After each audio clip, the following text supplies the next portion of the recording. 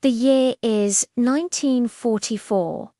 The skies over Europe are a battlefield.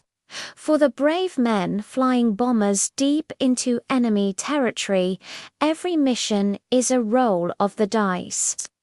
But what happens when things go wrong? When a plane is shot down? When airmen are stranded, injured, and hunted behind enemy lines? That's when the call goes out for a different kind of hero, someone to pluck them from the jaws of death. Entered the Stinson L-5 Sentinel, a small, unassuming plane nicknamed the Flying Jeep. It wasn't built for combat. It had no guns, no armor, just a single engine and a frame of fabric and steel.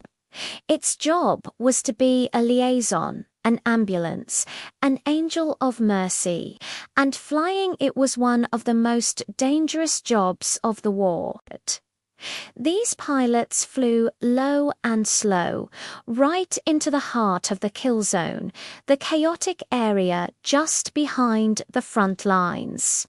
They were sitting ducks for enemy ground fire. Among these courageous pilots was a group you might not expect. The Women Air Force Service Pilots, or WASPs. These women were trailblazers, flying every type of military aircraft to free up male pilots for combat. But one woman, Lieutenant Reba Whittle, would go where no American female pilot had gone before. She wasn't just ferrying planes, she was flying co-pilot on medical evacuation missions in the war-torn skies of France. Her mission was simple: fly into makeshift airfields near the front, pick up wounded soldiers, and fly them back to hospitals in England. It was a lifeline, a race against time. The L-5S they flew were tiny. They could only carry one pilot and one patient on a stretcher, crammed into the space where the co-pilot's seat would normally be. Every single trip mattered.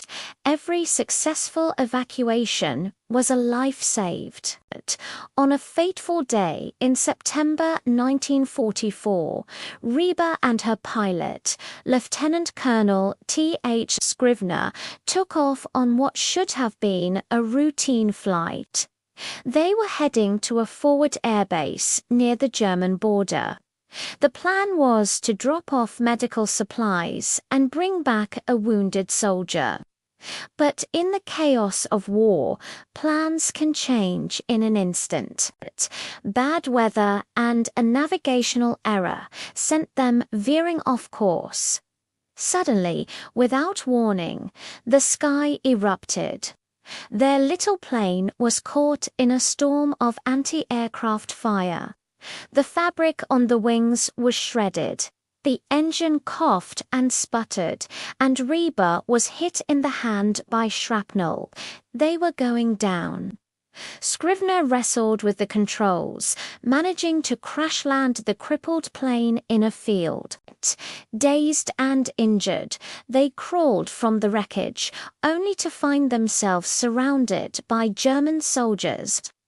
Reba Whittle had just become the first and only American female pilot to be captured as a prisoner of war in the European theater. Her German captors were completely bewildered.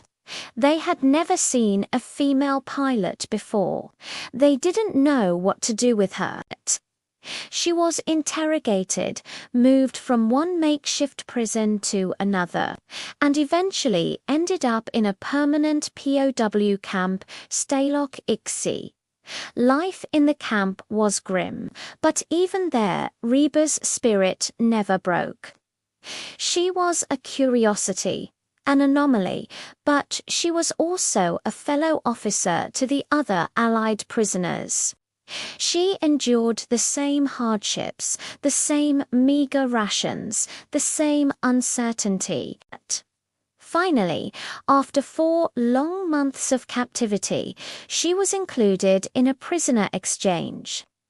On January 25, 1945, Reba Whittle was freed. Her story is a powerful reminder that heroes come in all forms.